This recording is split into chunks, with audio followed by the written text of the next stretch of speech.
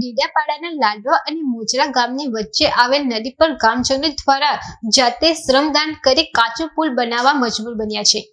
ડેડિયાપાડાના લાડવા અને મોજરા ગામની વચ્ચે આવેલા નદી પર ગ્રામજનો દ્વારા જાતે શ્રમદાન કરી કાચો પુલ બનાવવા મજબૂર બન્યા છે।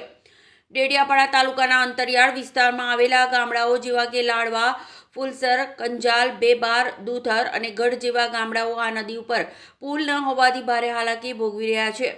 આટલા ગામડાના લોકોને પોતાના જિલ્લામાં ઓફિસના કોઈ પણ કામકાજને લઈને જવા અથવા કોઈ પણ દર્દીને તેમજ બહેનોને પ્રસૂતા ઉપડે તો રાજપીપળા કે વડોદરા ખાતે લઈ જવા માટે 35 થી 40 કિલોમીટર સુધી ફરીને જવું પડતું હોય છે। ત્યારે લાંબુ અંતર કાપતા દર્દીને અને પ્રસૂતા બહેનોને પ્રસૂતા કરાવતા પહેલા જ રસ્તામાં ડિલિવરી થઈ જતી હોય છે અને અમુક દર્દીઓ તો લાંબા અંતરના કારણે રસ્તામાં મૃત્યુ પામી જાય છે અને અંદરના ગામડાઓ હોવાના કારણે સરકારી પ્રાથમિક શાળાઓમાં શિક્ષકો બદલીઓ કરાવીને જતા રહેતા હોય છે, જેથી કરીને પ્રાથમિક શાળાઓમાં શિક્ષકોની ઘટના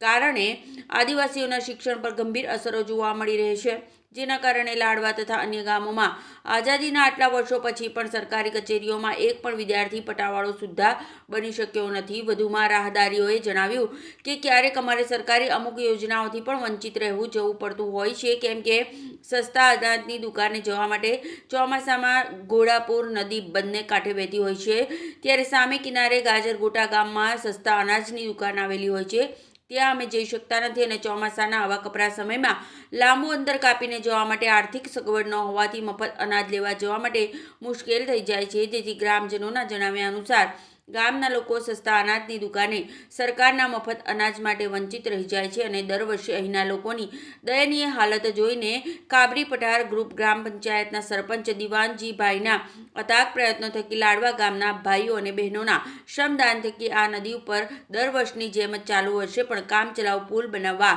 મજબૂર થવું પડ્યું છે। વિડીયો જર્નાલિસ્ટ સર્જન વસાવા સાથે સત્યા ટીવી ન્યૂઝ, ડેડિયાપાડા।